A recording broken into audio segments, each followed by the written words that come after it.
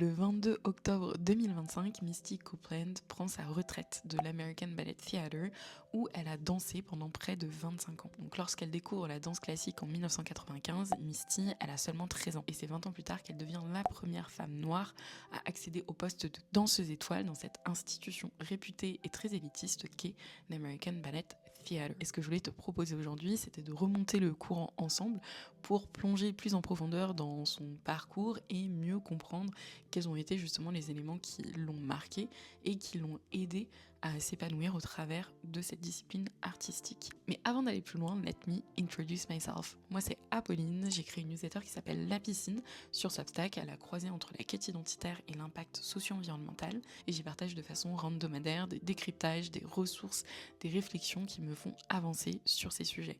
Et donc si ça t'intéresse aussi, je t'invite à aller y faire un plouf. Anyways, revenons à nos moutons marqués. Misty, elle naît en 1982 à Kansas City et elle grandit dans la banlieue de Los Angeles.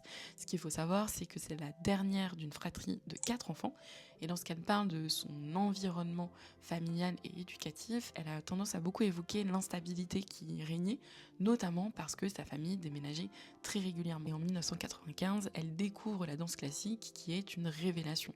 Dans une interview, elle va d'ailleurs dire « La danse classique a toujours été un échappatoire, c'était un environnement où je me sentais en sécurité et je ne ressentais ça dans aucun autre aspect de ma vie. » Et à partir du moment où elle a trouvé ce havre de paix, Misty va s'y consacrer à fond. Un tel point que Misty est repérée par Cynthia Bradley qui va devenir son instructrice de danse classique et sa famille d'accueil pour lui permettre de pouvoir prendre le temps de creuser cette discipline à fond. Et après plusieurs années et plusieurs stages, Misty va commencer son aventure avec l'American Ballet Theatre en 2000. Elle commence de façon assez classique, le jeu de mots était inévitable. Donc Misty fait ce fameux stage en 1998 avec l'American Ballet Theatre où elle est une nouvelle fois repérée pour pouvoir rejoindre leur corps de formation et c'est ainsi que de fil en aiguille elle va intégrer la troupe puis devenir danseuse étoile en 2015, 20 ans après avoir commencé son cheminement dans la danse classique. Depuis ses débuts, Misty va batailler pour se faire une place dans un écosystème qui reste encore très homogène et élitiste. Donc son âge, sa morphologie, sa couleur de peau, son background social et culturel sont tout autant d'éléments qui ont fait que Misty contrastait avec les standards établis par la danse classique. Et depuis qu'elle s'est engagée de façon professionnelle dans ce milieu, un de ses gros combats, ça a été de faire en sorte que la danse classique accepte des profils qui soient beaucoup plus diversifiés et deviennent d'une certaine façon plus inclusive et plus représentative de la société américaine. D'une certaine manière, pour elle, avoir plus de représentation pourrait permettre aux petites filles noires de rêver plus grand et de s'autoriser justement à se projeter dans des carrières comme la sienne qui pourraient sortir un peu des lignes de nage les plus arpentées.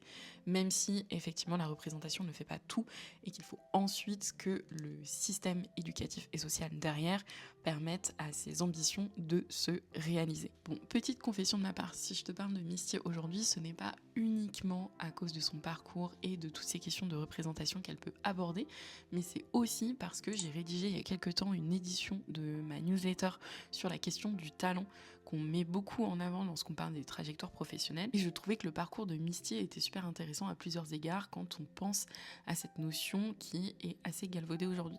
D'abord, il y a toute cette question de talent inné versus acquis, puisque la danse classique est quelque chose qui se travaille pendant des heures, des mois, des années, comme on a pu le voir avec son parcours.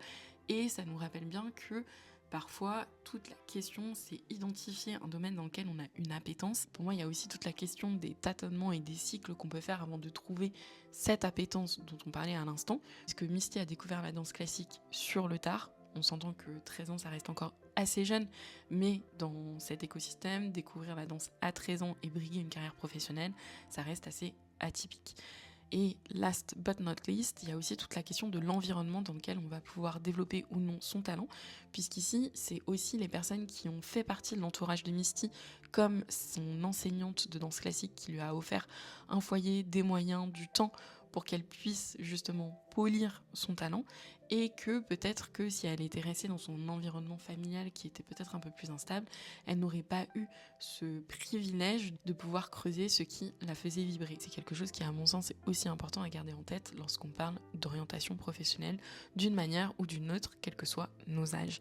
Et si la question des talents et de nos forces t'intéresse, je t'invite à aller faire un plouf dans cette fameuse édition de newsletter. Le lien est en bio. Et sinon, je te dis à très vite au bord du bassin.